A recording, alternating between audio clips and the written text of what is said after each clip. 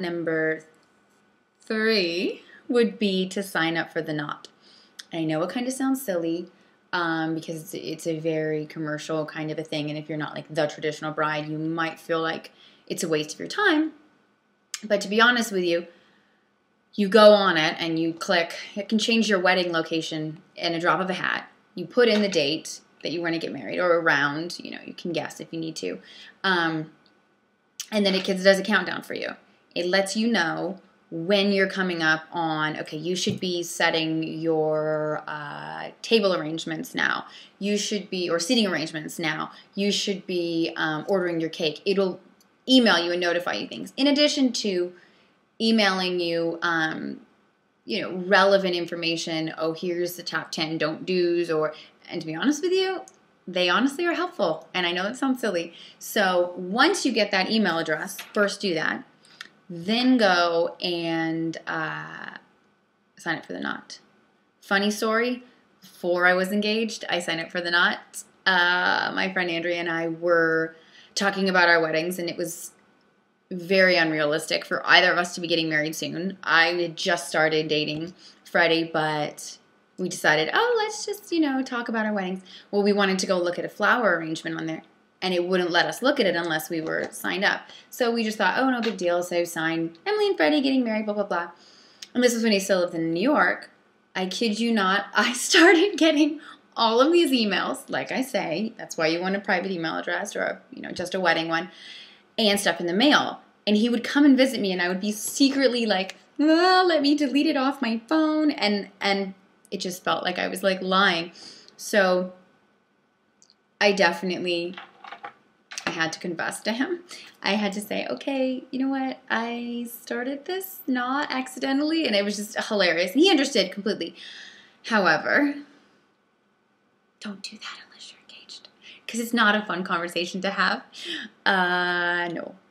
He understood, but another guy might not, and might have ran for the hills. So I'm quite lucky that he kind of understood my craziness. So we've got our nails getting done, number 1. Email address, numero 2.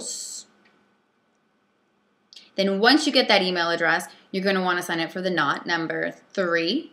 And number 4 kind of goes with all of those things. And I'm telling you, this is the best way to do it, Pinterest. Because you will start Googling, Google search, yellow flowers with pink ribbon. Please don't have yellow flowers with pink ribbon. Please. Okay. Now they've got that taken care of. No. So you'll start Googling that, and then you'll find exactly what you want. And then you're like, okay, how am I going to remember what this website is? If you get a Pinterest, boom, pin it. However, there is one discrepancy. Pinterest links up to your Facebook account. And if you're like me, you don't want a bunch of people to know exactly what your wedding is going to look like, because what's the fun in that? So what I did is I started a Facebook account with that wedding email address, and didn't add any friends. Not going to add any friends. Then I went on to Pinterest and became a Pinterest member through that email address or that Facebook account. So my posts aren't getting blasted to all my friends. No one can go on there and search my email and go, oh, I know exactly what Emily's flowers are going to look like. Oh, here's what she's going to have her centerpiece is like. Might as well not even go to the wedding.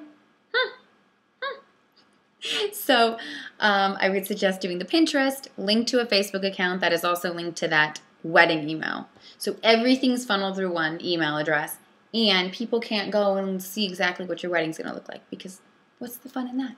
Even on the blog, I'm going to keep things secret because you don't want everyone to know. And so that's our number 4, is to start a Pinterest, because you'll get out of control on your computer trying to have a folder on your desktop with, oh, here's all my ideas. No, Pinterest. You can have different boards. You can have wedding as your big one. Then you can say, centerpieces. Here's going to be my cake ideas. Boom, done. So in my opinion, I would say it's a good way to keep track of all your ideas.